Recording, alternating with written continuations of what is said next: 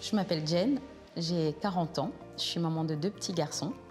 Je viens de Lyon, je suis la fondatrice de l'association Action Visible et Handicap et je suis atteinte de rhumatisme psoriasique et de psoriasis.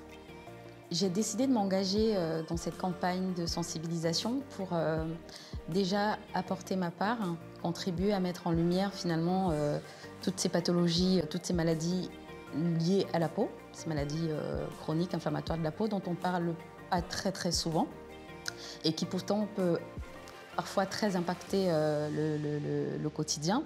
Donc participer finalement à cette campagne me permet, moi déjà en tant que femme, en tant que maman, de contribuer à changer le regard sur ces maladies qui sont, elles sont nombreuses, verneuil, psoriasis, pelade. Et en tout cas finalement d'apporter un autre regard sur ce que peuvent vivre finalement les patients.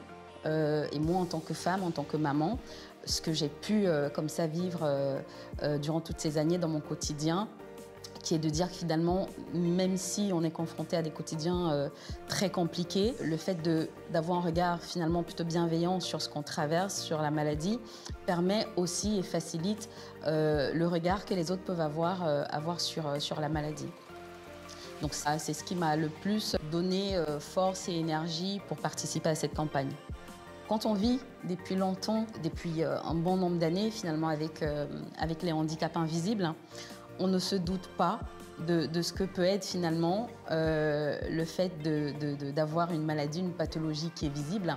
Je parle pour ma part donc, du psoriasis, qui a été diagnostiqué il y a à peu près 2 ans à 3 ans et qui a eu un impact au début très difficile, tout simplement parce que je suis une femme, je suis une maman. Et donc de devoir expliquer à ses propres enfants ce qu'on a sur la peau, dans les cheveux, pourquoi les mains ça brûle, pourquoi les pieds ça brûle, pourquoi on s'habille d'une certaine manière et pas d'une autre, pourquoi on met des chaussettes de contention parce que peut-être qu'on veut cacher ses plaques.